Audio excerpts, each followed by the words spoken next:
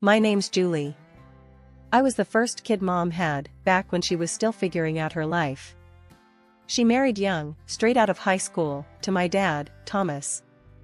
They were all about love and less about money, which didn't seem to work for her long.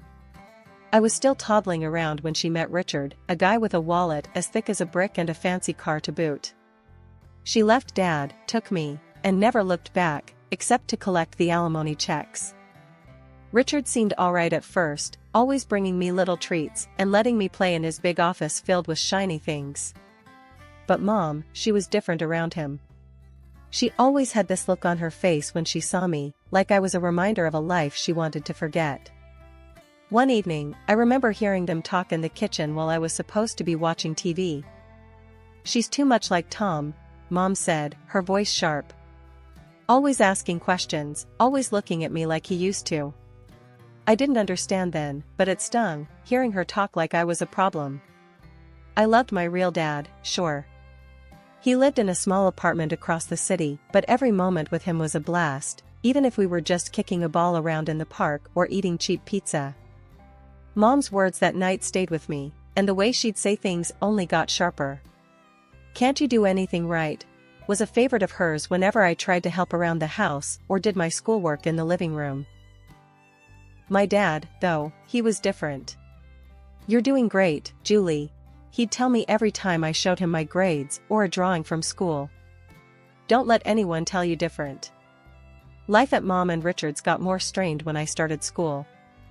Mom was always on about appearances, how I needed to wear the right clothes, hang out with the right kids. "Why can't you dress like Clara's daughter? Look at her," Mom would nag, holding up one of my classmates' pictures from a party I wasn't invited to. One day, after a particularly rough scolding about my muddy shoes in the hall, I snapped back. "At least Dad doesn't yell about a bit of dirt." The slap came quick, her hand stinging my cheek, before I even saw it move. "Don't you talk about your father like that," she hissed, her face close to mine, her breath smelling of coffee and anger. Tears welled up, but I bit them back, tough like Dad taught me. That night, lying in my bed, I promised myself I wouldn't let her see me cry, wouldn't give her the satisfaction. When Mom announced she was pregnant again, the house took on a weird vibe, like everything was suddenly about to change, but not necessarily for the better. She had this glow people talk about, but it never seemed to shine my way. "I'm having a baby with the man I love, Richard. It's going to be perfect," Mom cooed one evening, rubbing her belly as Richard beamed like he'd won some kind of prize. Richard, ever the charmer, chimed in. "We'll need to redo the guest room. Make it fit for a little princess." My heart sank a bit. That was my room they were talking about, my little corner in their world. "What about my room?" I asked, trying to keep my voice steady. Mom shot me a look, her smile tightening. "You can move into the smaller room, Julie. It's only fair. The baby will need the space." Fair. The way she said it made it sound like a done deal, no room for arguing. So, I moved. Packed up my stuff and relocated to the smallest room in the house, barely bigger than a closet. The months flew by, and soon Lily was born. She was all anyone could talk about. "Isn't she just the most beautiful baby you've ever seen?" Mom would gush to her friends over the phone, cradling Lily like she was made of the most precious porcelain. "Yeah, she's cute," I'd mutter, trying to make myself part of the conversation. Cute was an understatement. Lily was adorable, and I couldn't help but love her at first sight. I wanted to be a good big sister, wanted to be involved and help out. One afternoon, I tried to sneak into Lily's room while Mom was busy in the kitchen. I tiptoed in, peering over the crib at my baby sister, who was gurgling happily. "Hey there, Lily," I whispered, reaching a finger to let her grab. Mom must have heard me because she was suddenly there at the door, her voice sharp as a knife. "What are you doing, Julie? I told you, you need to ask before you go into her room." "I just wanted to see her," I protested, feeling the familiar sting of tears pricking my eyes. "I wanted to help." Dad was different. During one of my weekends with him, I opened up while we were having pizza at our favorite spot. Mom's always on edge with me around Lily. It's like she thinks I'll break her or something. Dad chewed thoughtfully, then said, "You know, Julie, some folks just have a hard time sharing love. It's like they think there's only so much to go around. But listen, you got a whole lot of heart. Don't let your mom's ways make you think otherwise." His words helped a bit, but back at Mom's, the distance between us grew. Even when I tried to share stories about school or friends, Mom's attention was always split, always half listening, half watching Lily.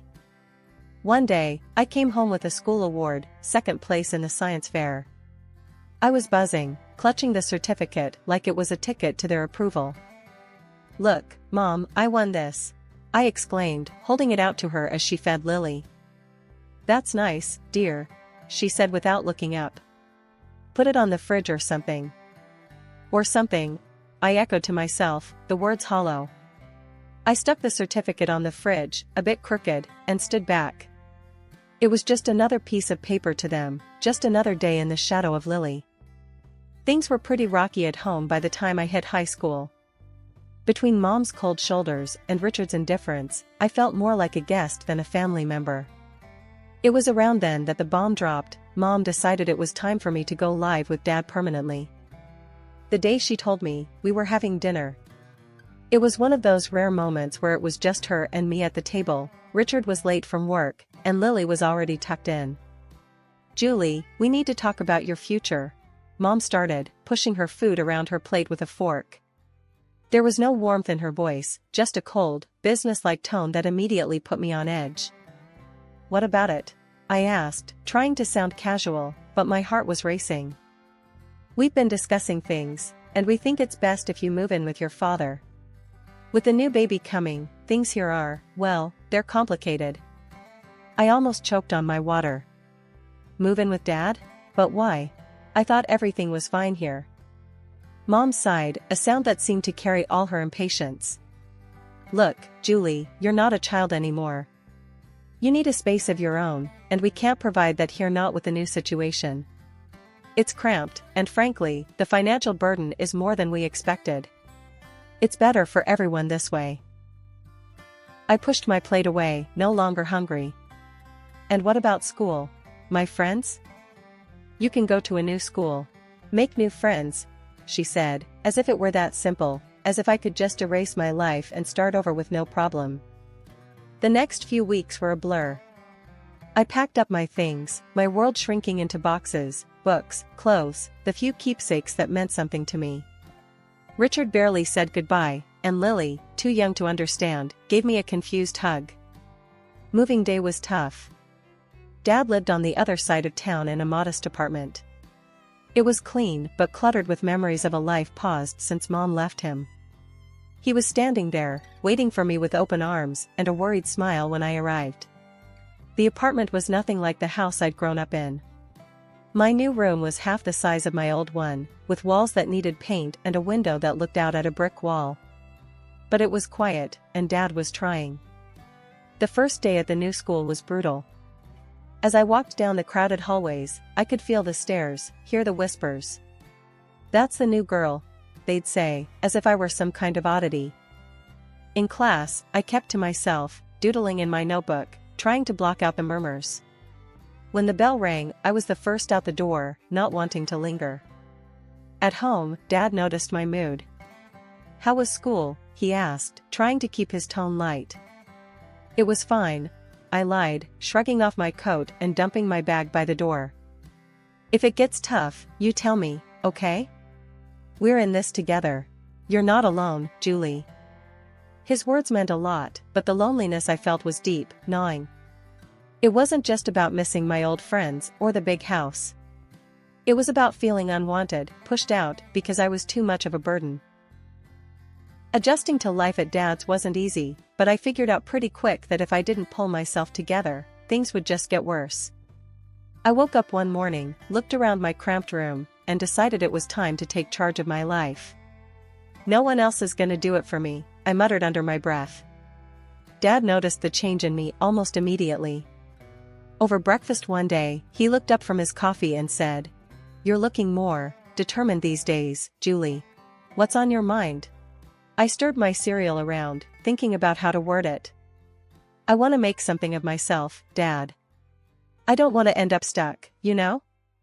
He nodded, a serious look crossing his face. I hear you, kiddo. So, what's the plan? That scholarship, the big one for the top students. I'm gonna get it, I declared, more to convince myself than him. Dad's smile was all the encouragement I needed. If anyone can get it, it's you. Just tell me what you need from me. School was tough, with long hours spent catching up and even longer evenings buried in books. My teachers noticed the shift, even the tough ones seemed to respect the grind. Ms. Jensen, my math teacher, kept me after class one day. Julie, your work has improved dramatically. What's the sudden interest? I need that scholarship, I replied bluntly, packing up my stuff. I've got plans, and they don't include being stuck here forever. Ms. Jensen studied me for a moment, then nodded slowly. Well, keep at it. And let me know if you need extra help. I'm here. Making friends wasn't easy, but I managed to find a few people who didn't seem to mind that I wasn't all fun and games. During lunch, I'd sit with Maria and Luke, two kids who weren't exactly at the top of the social ladder but knew how to laugh. So, Julie, you're like a library ninja now, huh? Luke joked one day, nudging me as we sat down with our trays. I cracked a smile. Yeah, gotta be stealthy if I want to snag the best study spots. Maria chimed in, her voice soft but sincere. It's cool what you're doing, Julie. Most wouldn't bother. The days rolled into months, and the pressure mounted as application deadlines drew near. Dad was my rock, always there with a hot meal and a listening ear whenever the stress got too much. The day I got the scholarship letter, my hands were shaking as I tore it open. Dad was right there, holding his breath. I scanned the words, my heart pounding in my chest, and then I whooped so loud I swear the neighbors heard. I got it, Dad. I got it. I jumped up, the letter flapping in my hand like a flag of victory. Dad swept me up in a big hug, laughing and cheering right along with me. I knew it. I knew you could do it. As I packed up my things for college a few months later, I felt ready. The future was bright, and for the first time, it felt like it was truly mine. I was leaving, but I was taking all these lessons, all this love and hard-earned wisdom with me. After graduating with honors and establishing a solid career, I felt like I was finally on stable ground. I was 28, doing well professionally, and had just started seeing a wonderful guy from work, Jack, who had been nothing but supportive. Then, out of nowhere, my mom called. We hadn't spoken much since I moved out, but suddenly here she was, back with a request, or more like a demand. Julie, your sister Lily is going to college in your city. We've paid her tuition, and we think it'd be best if she stayed with you, Mom said, her tone making it clear this wasn't just a suggestion. I hesitated, memories of our strained relationship flashing through my mind. But I wanted to believe things could be different. Okay, Mom, I'll help Lily out. It might be nice to reconnect, I responded, trying to keep any skepticism out of my voice. Lily moved in a week later, and right off the bat, it was clear we were worlds apart. She was as stunning as ever, obsessed with her appearance and the kind of lifestyle that screamed high maintenance. She brought with her a suitcase full of expectations and a personality that demanded they be met. Can you make sure we have almond milk and kale? I'm on a special diet, Lily mentioned casually on her first evening, examining her reflection in the mirror. Sure, I'll add them to the grocery list, I replied, trying to accommodate her. But living with Lily was more challenging than I'd anticipated. She partied like there was no tomorrow, often stumbling in at dawn, her carefree laughter echoing through the apartment while I lay awake, anxious about meetings and presentations. One afternoon, Jack came over as Lily was prepping for another night out. I noticed how she smiled at him, a little too sweetly, a little too long. Jack waited until she left to speak up. Julie, I think Lily's got the wrong idea about me. She's been, well, flirty. I felt a mix of anger and embarrassment. Thanks for telling me, Jack. I'll talk to her. When I confronted Lily, her response was a dismissive laugh. Oh, come on, Julie. I'm just being friendly. Besides, can I help it if he likes me back? That's my fiancé, Lily. You need to respect that. I shot back, my voice firm. Her laugh chilled me. Julie, I'm used to getting what I want. Always have been. That was the last straw. I couldn't live like this, feeling like I had to guard my life from my own sister. You need to find another place to live, Lily. This isn't working out, I told her, my decision final. Lily stormed out, slamming the door behind her. Within an hour, my phone rang. It was Mom, her voice cold and sharp. You're such an envious girl, Julie. Can't stand to see your sister happy, can you? I just want respect, Mom. That's all, I replied, but I might as well have been talking to a wall. After that, things went quiet with Lily. I heard through the grapevine she dropped out of college and was floating through her social circles on charm and whims. As for me, I refocused on my life with Jack, my work, and the peace of rebuilding my boundaries. 2 years had flown by since I last tried to patch things up with my family. Things were going well for me, I was moving up at work, and life with Jack was better than ever. That's when I heard the news about Lily. She had dropped out of college and was getting married to some rich guy she'd met. Feeling a mix of curiosity and goodwill, I picked up the phone to call home and offer my congratulations.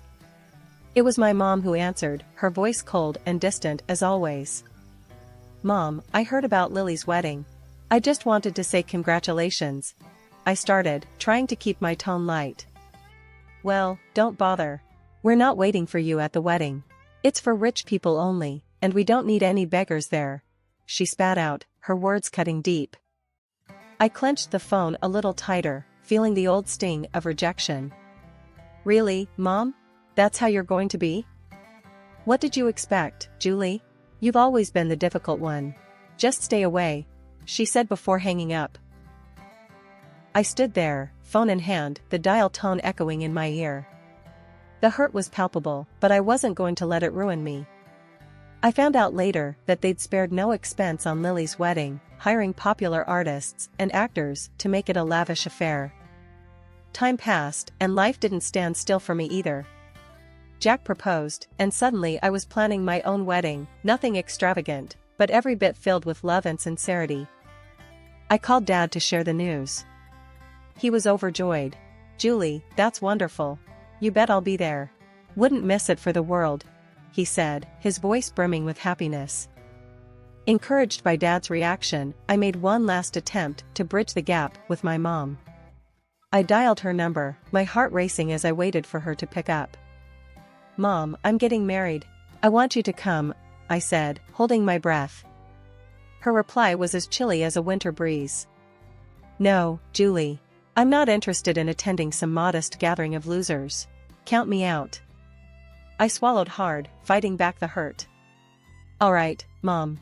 Take care, I said, and hung up, knowing it was probably the last time I'd invite her into my life. Our wedding day was simple but beautiful. Dad walked me down the aisle, his presence a steady comfort. The room was filled with genuine smiles and heartfelt congratulations, a stark contrast to the grandeur and coldness of Lily's wedding spectacle. Our modest reception was filled with laughter, dancing, and stories. Jack and I mingled with friends and family who loved us for who we were, not for the money or status we brought. Life was moving along sweetly. Jack and I were thrilled to be expecting our first child. It was during this time, one ordinary afternoon, that my phone rang, and the voice on the other end turned my day upside down. It was Mom, and she was not calling with congratulations. Julie, you have to take us in. We're desperate. She blurted out without even a hello. Mom, what's going on? I asked, although part of me didn't want to know. It's all gone wrong. Richard's business tanked, we mortgaged the house for Lily's wedding, and now it's all just gone. And your sister's marriage is over. Her husband kicked her out, and he's demanding money for her cheating. She explained hurriedly, her voice edged with panic. I took a deep breath, trying to process the flood of information. Okay, slow down. What exactly are you asking of me? We need a place to stay. All of us. We're coming to your house, she stated matter-of-factly, as if it were the most obvious solution. The request, or rather, the demand, hit me hard. No, Mom. You can't just decide to move in with us. It doesn't work like that. Julie, you owe us. After everything we've done for you, she snapped, her voice sharp and commanding. That struck a nerve. Oh, you? Mom, remember how you were when I needed you most? You pushed me out. You chose everything over me, and now you expect me to just open my doors? Her voice rose. You're being selfish, Julie. Where's your family spirit? I am your mother. And you've never let me forget it. But being a mother doesn't mean what you think it does. It's not about debts and demands. I shot back, my patience wearing thin. Her fury was palpable, even through the phone. You'll regret this, Julie. I might even take you to court. Get what I deserve. I couldn't help but laugh, though it was more from disbelief than amusement. Go ahead and try. Dad was my guardian when you kicked me out, remember? What are you going to claim? That your daughter wouldn't let you live off her after you threw her out? There was a pause, and I could almost hear her brain ticking over. This isn't over, Julie, she finally hissed before hanging up. Life after my last call with Mom felt like a fresh start, a true new beginning. Jack and I were busy getting the nursery ready, picking out paint colors, and assembling cribs, all while navigating the usual ups and downs of pregnancy. It was a Sunday morning, bright and early, and I was setting up some baby clothes we'd just bought, folding them neatly into the new dresser. Jack was drilling something in the corner, the electric screwdriver buzzing away. He stopped, wiped his forehead, and looked over at me with a smile. How's it going over there, Julie? Need any help? I've got it, thanks. Just thinking about everything. It's really happening, huh? I responded, running my hand over a tiny, soft onesie. It really is. We're going to be parents, Julie. His voice was full of awe and a bit of nervous excitement. Just then, there was a knock at the door. I was surprised. Who could it be this early on a Sunday? Jack went to answer it while I continued organizing. I heard voices, and then Jack called out, Julie, it's for you. Walking into the living room, I was surprised to see my dad standing there, a big grin on his face and a teddy bear in hand.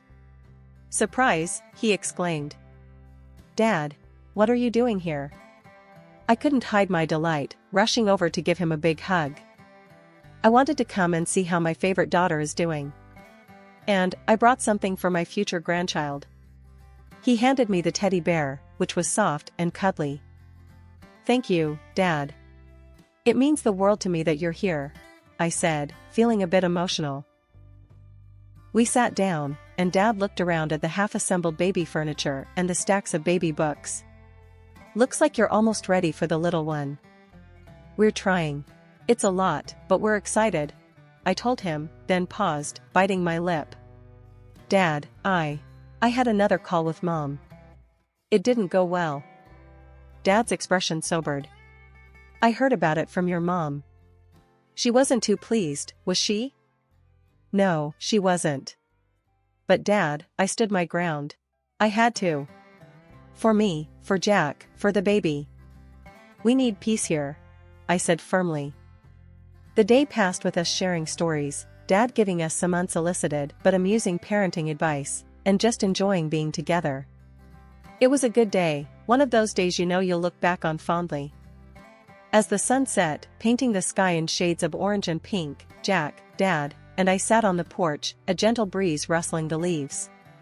Jack put his arm around me, and I leaned into him. You know, despite everything with Mom and all the drama, I feel lucky.